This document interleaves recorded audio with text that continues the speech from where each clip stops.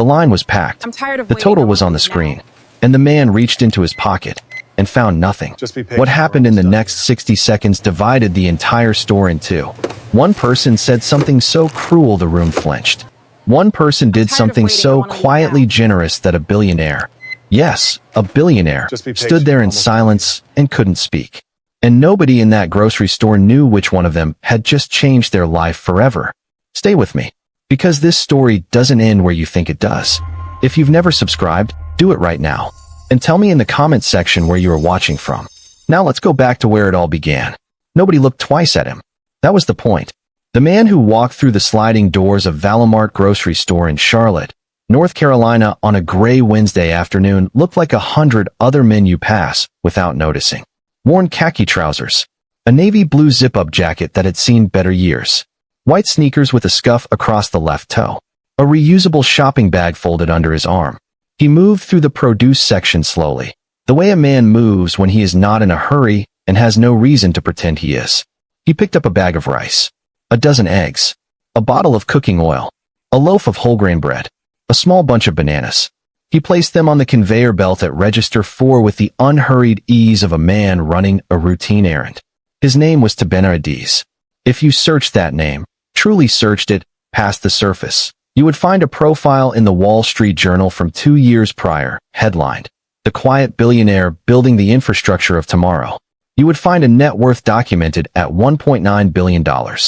You would find the name of his firm, Adiz Capital Group, stamped across real estate developments, logistics infrastructure, and clean energy projects spanning 9 states and 4 countries. You would find photographs of a man in tailored suits shaking hands with senators and CEOs, a man whose foundation had funded over 300 scholarships across West Africa and the American South, a man whose name meant something in rooms that most people would never be allowed to enter. What you would not find, what no one in Valamart that afternoon could possibly have known, was that this same man made it a practice, several times a year, to leave all of that behind. No wallet, no driver, no watch, no signal of any kind that he was anything other than what he appeared to be, an ordinary man, buying ordinary groceries on an ordinary afternoon. His father had started this tradition. Growing up in a small town outside Enugu, Nigeria, Tabena's father, a civil servant who earned barely enough and gave generously from what little he had, used to tell his children something that lodged itself permanently in the walls of Tabena's memory. The truest test of a person, his father said, is how they treat the man who can do nothing for them. Tabena had heard this so many times as a boy that he had stopped hearing it, the way you stop hearing a clock ticking in a room you've lived in long enough. But somewhere around his 35th year, when his company crossed its first billion in valuation and the people around him began shifting, subtly, almost imperceptibly, but shifting, he heard it again, loud and clear, and so began the walks. He came to Valamart that Wednesday not knowing what he would find. He never did. That was the entire purpose. You cannot know what you are testing for until the test finds you. Her name was Adiz Okafor, 24 years old. She had been on her feet since 7 that morning, which was not unusual. Unusual would have been a morning when she wasn't. Her first job, the one that started at 7, was at a dry cleaning facility on the west side of Charlotte, where she sorted, steamed, and processed garments for 4 hours before catching the crosstown bus to Valamart in time for her noon shift at Register 4. She would work Register 4 until 8:30 in the evening. Then she would take the bus home, microwave whatever was in the refrigerator, sit at the small desk in her bedroom, the desk she had bought secondhand from a Facebook listing for $12, and open her laptop for her online business administration course. Lectures ran until 10:30. She usually read until midnight. She had been doing this for 22 months. The reason was sitting in the next bedroom, doing homework. His name was Chitty. He was 15, and he was the kind of student whose teachers ran out of adequate adjectives. His science teacher had once told Adiz privately that Chitty was the most analytically gifted student she had taught in 19 years in the classroom. His math scores placed him in the top 2% nationally. But gifted does not pay rent. Gifted does not cover the application fees for the competitive academic programs that could unlock the scholarships that could change the trajectory of his entire life. Gifted, without someone fighting for it, goes quietly to waste. Adiz was the someone fighting for it. She had come to the United States from Nigeria 4 years earlier, following an aunt who had since returned home. She had stayed. She had built something from nothing, carefully, slowly, with the methodical patience of a woman who understood that the alternative to patience was giving up, and giving up was simply not a category she recognized.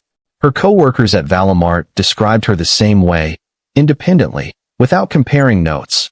She's the kind of person who makes you want to be better. She remembered the names of customers' children. She noticed when someone looked distressed and said something small and right. She worked every shift as though it was an opportunity rather than an obligation. She made $14.75 an hour. When she reached into her own pocket that Wednesday afternoon to pay for a stranger's groceries, the money she pulled out was the last she had until payday on Friday. She did not calculate this before she pulled it out. She saw a man who needed help and her hand moved. That was simply who Adiz Okafor was. The total on the screen read $14.19. Tabena reached into his jacket pocket. Empty. He checked his trouser pocket. The other trouser pocket. He straightened up slowly and met the cashier's eyes with an expression that was composed, but only just. "I apologize," he said quietly. "I think I left my wallet in the car. Or at home. I'm not entirely sure." Behind him, a woman in a cream blazer with a leather handbag and freshly manicured nails made a sound. Not a word, something worse. The kind of compressed, through-the-nose exhale that communicates an entire opinion without requiring the speaker to technically say anything. Then she did say something. "This is unbelievable," she said, pitching her voice at the precise volume designed to be heard by everyone without appearing to be addressing anyone. "You come to a grocery store without money. That's just irresponsible." One or two people in line shifted uncomfortably. Someone stifled a laugh. The man in front of her didn't turn around. He stood quietly, his hands at his sides, and waited. Adiz had heard the comment. She looked at the man's face for just a moment, and what she saw there was not embarrassment, not anger. It was a stillness that looked like a man who had decided, a long time ago, that other people's cruelty was their own weight to carry. She looked at the total. $14.19. She unzipped the small personal pouch she kept tucked beneath the register, the one that held her own cash, separate from the till, and counted out a 10 for singles and exact change. She placed it on the counter. "I've got it," she said, the same way you'd say "I've got the door." Simple, unbothered, like it cost her nothing. Even though it cost her everything she had until Friday. The line went quiet. Not politely quiet. Stunned quiet. The specific silence of people who expected one thing and received something else entirely, and have not yet caught up. Tabena looked at her. A long look. The kind that sees rather than just observes. "Thank you," he said. "Don't worry about it," she replied, and handed him his bag. He walked toward the exit. He stopped at the door. He turned back. Just once. He looked at her across the full length of the store. And then he left. The woman in the cream blazer was still standing in line, cart full, jaw slightly tight, unsure why the air in the room suddenly felt like it was arranged against her. She would understand later. A college student named Marcus had been standing 3 spots behind in line, waiting to buy instant noodles and a sports drink. He had been recording a video of the long line, a throwaway clip for a story, nothing serious, when the wallet moment happened. He kept recording. He caught everything. The man patting his pockets. The comment from the woman in the cream blazer. The silence. Adiz reaching into her own pouch. The man's parting look from the doorway. Marcus posted it at 9 that evening with the caption, "This lady paid for a stranger's groceries with her own money right in front of someone who humiliated him. I've never seen anything like it." By midnight, the video had 60,000 views. By the following afternoon, it had passed 2 million. The comments section became a place where people argued about the woman in the cream blazer, praised Adiz, wondered about the man, and debated what they personally would have done. Thousands said they would have stepped forward. The comment with the most likes said simply, "No, you wouldn't have. None of us would have. That's why this is remarkable." Then someone recognized the man at the door. A user who followed business news closely posted a side-by-side comparison, a screenshot from the video next to a photograph from a Forbes profile piece, and wrote underneath, "The man who forgot his wallet is Tabena Adiz, billionaire, founder of Adiz Capital Group, worth approximately $1.9 billion. That comment received 40,000 likes in under 6 hours. The video crossed 15 million views by the end of the week. The woman in the cream blazer had been identified by Thursday morning. Her employer, a regional financial services firm, began receiving calls from journalists by Thursday afternoon. By the following Monday, she had been placed on administrative leave pending a review. She later posted a video apology that many people watched and fewer people accepted. Tabena Adiz posted nothing for 4 days. When he did post, it was a single paragraph. I walked into a grocery store without my wallet to discover who people are when there is nothing to gain from kindness.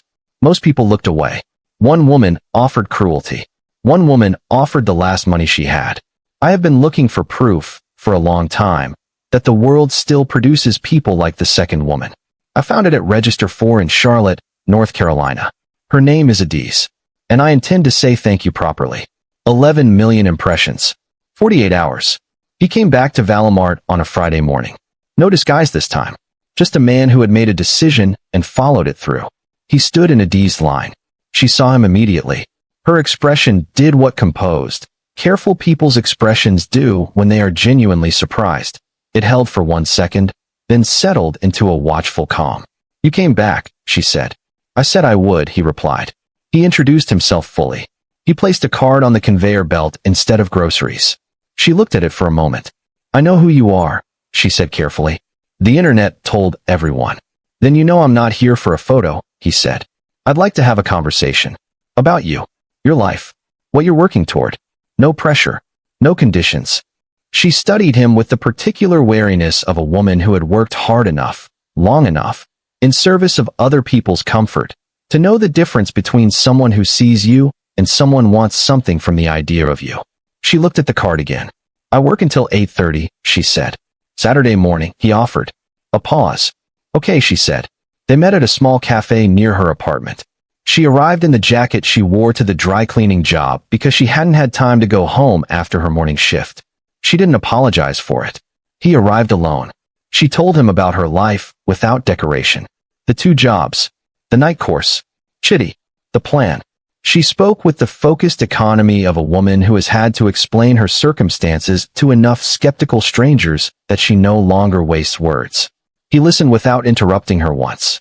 When she finished, he asked, if resources were not the obstacle, if you had everything you needed, what would you build? She had never been asked that question. Not in that form. Not genuinely. She sat with it. I want to run operations for a company that builds something real, she said. Not manage paperwork. Actually run the systems that make a whole organization work. I want to be the person who sees where things are breaking before they break and fixes it before anyone else knew there was a problem. He was quiet for a moment. That's a precise answer, he said. I've had a lot of time to think while I was doing other people's work, she replied. He smiled. It was the smile of a man who had been in many rooms with many people and could count on one hand the number of times someone had answered a question that honestly. He did not offer her charity. He was careful about that distinction. He told her clearly. He would fully fund the completion of her business administration degree. Not as a gift, as a recognition of a path already being walked. He would connect her brother Chitty with the Adiz Foundation's Academic Merit Program, which provided full scholarships to high-achieving students from under-resourced communities. And he would personally mentor her, structured, regular, with real access to the operations of his company, the people who ran it, and the network he had spent 20 years building. This is not because of the groceries, he said firmly. What you spend on groceries I could find in a coat pocket. This is because of who you are. The groceries just showed me where to look. She was quiet for a moment. I won't waste it, she said. She didn't. In the months that followed, Adiz Okafor became someone the world around her almost didn't recognize. Not because she changed, but because she finally had the space to be fully what she had always been. She completed her degree with distinction. Her thesis, an operational restructuring model for mid-sized logistics companies, was later cited by 2 industry publications. She joined Adiz Capital Group as an operations analyst. Within her first year, she had identified and resolved a vendor procurement gap that had been quietly costing the company money across 3 active projects. Her direct supervisor described her work to Tabena in one sentence. She sees things the rest of us have to be told to look for. Chitty received the scholarship. He enrolled at Duke University to study biomedical engineering. He called his sister every Sunday without being asked. And somewhere in the steady rhythm of mentorship meetings and operations reviews and Saturday morning coffees that had become a fixture neither of them considered canceling, something else was building. Quietly. Without performance. Without the transactional energy that Tabena had grown exhausted by over 2 decades of building wealth in rooms full of people who wanted proximity to it. Adiz had no interest in his wealth. She had demonstrated that before she knew he had any. She challenged him in meetings when she believed he was wrong. She told him once, plainly, that a decision he was leaning toward was driven by the ego of wanting to be right rather than the discipline of getting it right. She was correct. He changed course. He had never met anyone like her. He was not entirely sure he had earned her. He spent the following years deciding to be worthy of her. They were married on a Saturday morning in April. Valamart's store management had agreed, without hesitation, with something approaching collective emotion, to close the store for 3 hours. Register 4 was decorated with white and ivory flowers. The fluorescent ceiling lights were replaced, just for the morning, with warm string lights that transformed the grocery store into something luminous and improbable and exactly right.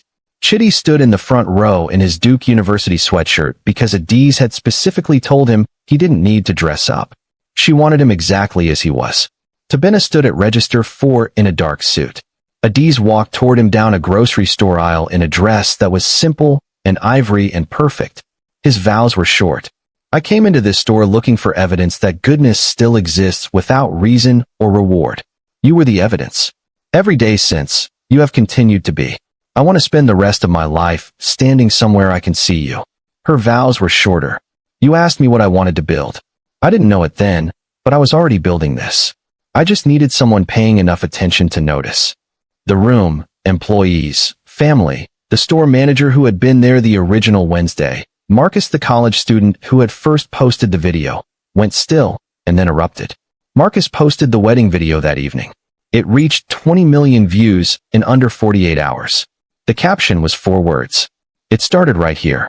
There is a thing that wealth, real wealth, teaches you eventually, if you are paying attention. It is this.